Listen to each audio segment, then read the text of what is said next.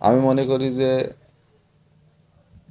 যারা এই নিউজগুলো করেছে উভয় পক্ষের কাছে না শুনে আশেপাশে যারা বিষয়টা জানে তাদের কাছে তাদেরকে অবগত না করে এবং মিথ্যা, বানোয়াট এবং ভিত্তিহীন নিউজ করেছে। কারণ যে জমি নিয়ে কথা উঠছে এই জমি মূল মালিক হচ্ছে ধীরেন্দ্রনাথ বিশ্বাস। ইনি যখন মারা যাওয়ার পরে এই জমি ইনার ওয়ারিসের কাছ থেকে ক্রয় করে মোহাম্মদ ইজাহার আলী মণ্ডল। ইজাহার আলী মণ্ডল ক্রয় করে তার কাছ থেকে দলিল করে নেয় এবং RS রেকর্ড করে। রেকর্ড করে সে বসত বাড়ি ওইখানে জমি দখল করে আসছে। এখন ইজাহার যার কাছ থেকে কিনলো তার হচ্ছে যে RS এর রেকর্ড,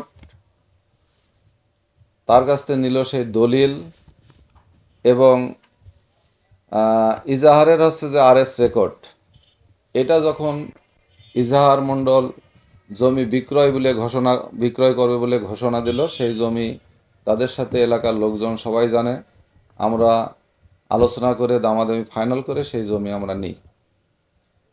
নেওয়ার পরে ওই জমিতে তখন ইজাহার মণ্ডল বসবাস করে, বলে যে আমাদের জমি বিক্রি হলো, আমি অন্য জায়গায় বাড়ি করব, আমার এখনো জমি কেনা হয়নি, তো সেইভাবে আমার কিছুদিন সময় দেন, আমি হচ্ছে ওইখানে বাড়ি করে আমি এই জমি ছেড়ে দিচ্ছি।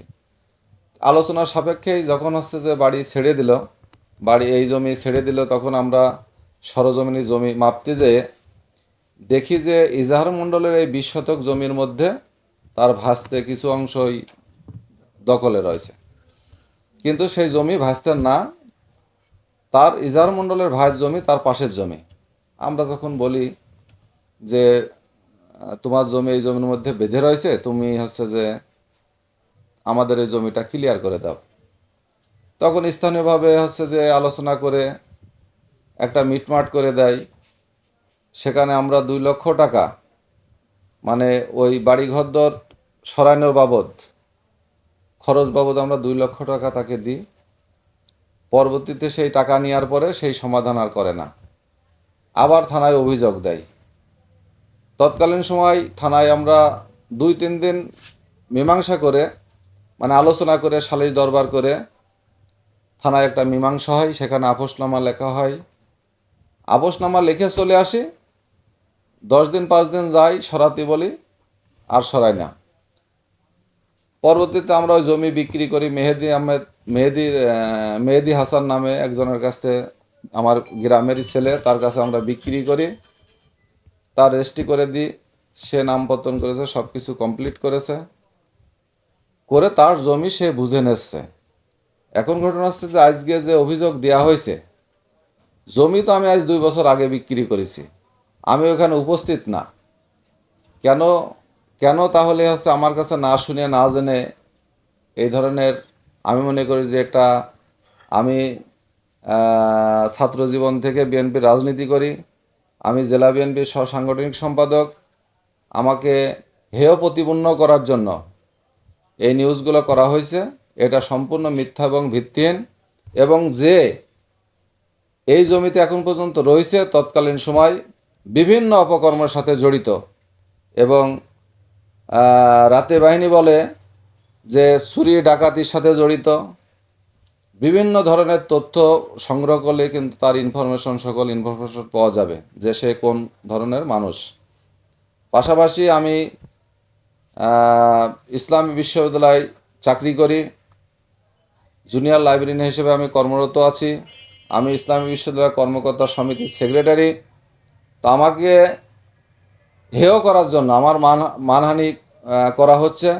আমি এর উপযুক্ত বিচার, এবং আমি মনে করি যে এই নিউজগুলো ভিত্তিহীন, এই ভিত্তিহীন নিউজ যাতে কেউ না করে সে ব্যাপারে আমি সবাইকে অনুরোধ করব।